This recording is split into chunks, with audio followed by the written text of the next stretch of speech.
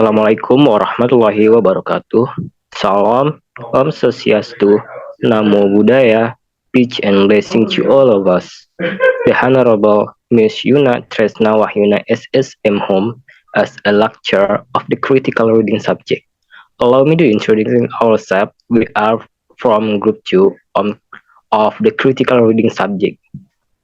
Uh, Class of 4A English Education Study Program, Faculty of Teacher Training and Education, University of Singapore Bangsa Karawang. This is our team. We will be presented our material about making inference. Before we talk about this topic, I want to tell you about our team, member team. I mean, it's number one is Siti Fatima Jahro, and then Revina Pinkan Septiani, Piska Aninda Ayu, and in the last one, Yusa Bastulbiri. It is me. Next slide, please. We are talking about making inference. Making inference is strategy for reach of conclusion based on evidence reasoning. This critical thinking skill connects you know fact with know information by drawing on prior knowledge and experience. Examining inference can help you comprehend situation in their entirety. Next slide will be presented by Revina Vinka.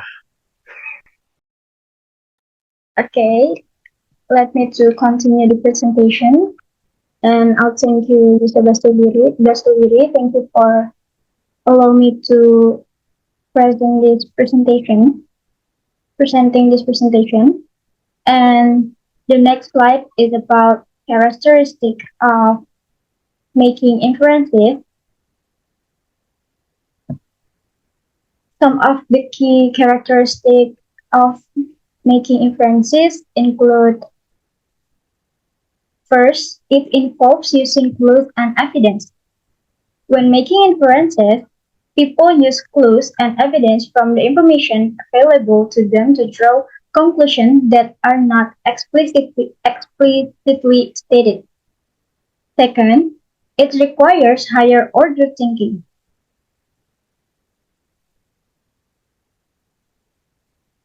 Making inferences involve using critical thinking skills to analyze and evaluate information in order to draw accurate conclusions. The third, it involves reading between the lines. Inferences often require readers to go beyond the surface level of a text and read between the lines to understand the implied meaning. The fourth, it is influenced by background knowledge. A reader's background knowledge, experience, and cultural context can all influence the inference they make. The fifth, it is an important comprehension skill. Making inferences is a crucial component of reading comprehension and is essential for understanding complex text.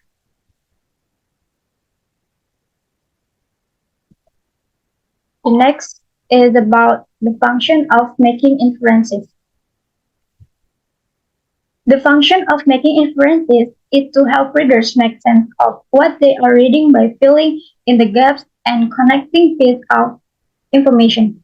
It allows readers to go beyond the surface level of a text and understand the implied meaning, which can enhance their comprehension of the text. Making inferences can also help readers to anticipate what might happen next in a story or to draw conclusion about a character's motives or feelings. And here are some additional functions of making inferences. The first, to figure out something that the author doesn't tell you. By making inferences, we can better understand the meaning behind what someone is saying or writing. Second, identify the clues. Sometimes the topic of the text may not be stated directly, and by making inferences, you can look the clues and try to guess what the passage is about. And the third, making inferences help readers to better understand the author's message purpose. The fourth, it enables readers to make predictions and draw conclusions about what might happen next in a story text. The fifth, it helps readers to connect new information to their prior knowledge and experiences. And the last one, it allows readers to think critically and to identify gaps or consistencies in the text. Next slide about how to making inferences based on clues. Making inferences based on clues involves using information from the text to draw conclusions that are not explicitly stated.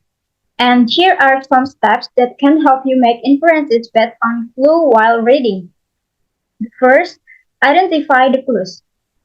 Look for details in the text that can provide clues about what is happening. Pay attention to the words the authors use, the description of characters and setting, and the actions of the characters.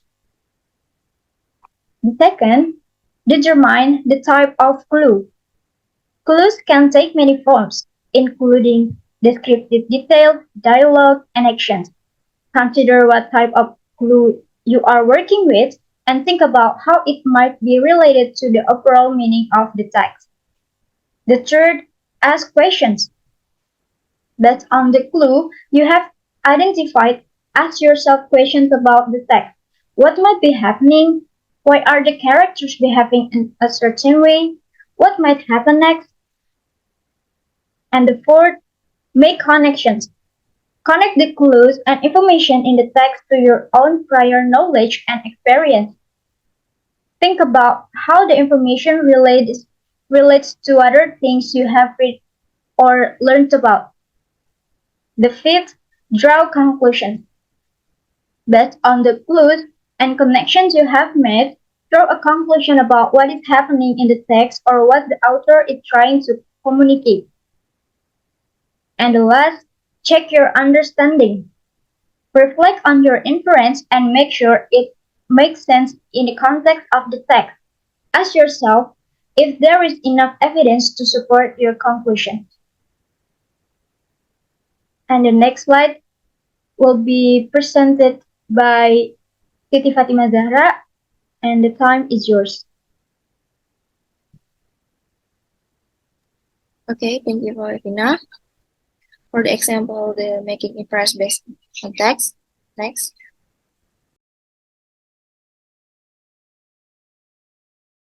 And the example of making inference based on the text. John walked into the kitchen and saw an empty pizza box on the counter.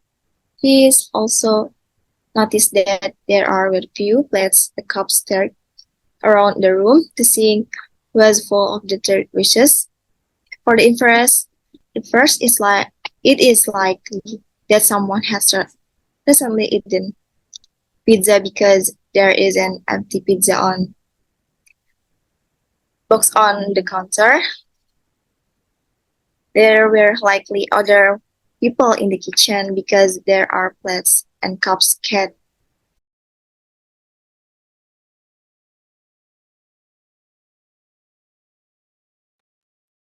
The people who were in the kitchen did not clean up after themselves because the sink is full of dirty dishes. The next. Okay, the example of making inference based on picture. The first inference, these children are kindergarten students who are studying shapes on objects around them such as birds and trees. Second, the picture is of a mother telling the children about birds living in the big tree. Next, making inference based. First, the character use words like the state, an emergency, and prep and operation. You can infer that a person worked in the medical field. A detective enters the house, which has been ransacked. She is good on the floor, and it leads out the back door, you can infer that a crime had occurred in the house. And when you enter a house, you see backpacks by the door, small shoes scattered near them. You see an art easel and a room with a doll house and a toy box. You can infer that there are children in this family. I walk into the room and the teacher tells you clear and desk and get out the piece of paper and pencil. You can infer that assessment will occur soon. And last, your friend walks past you without smiling. Her head is hanging down. She wipes a tear away from the eye and looks at her report card. You can infer that your friend did not have good grades on the report card. The next material will be read by my friend Rizka Indayu. Thank you so much for Siti Fatima Zahra. I will continue the material. Making inferences based on the song lyric.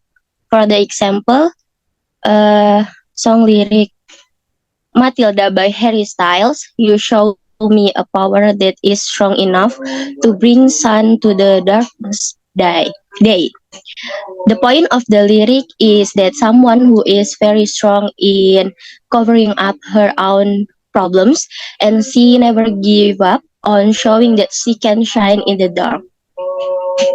A person who managed to amaze others for her very strong effort to be able to bring blessing in herself so that she can shine like the sun in the darkness of outer space. Someone who never give up trying and finally success in showing the result of her effort. This is the reference that we use to make this material. That's all from us. Thank you for your attentions. I'm sorry if there are any mistake. Wassalamualaikum warahmatullahi wabarakatuh.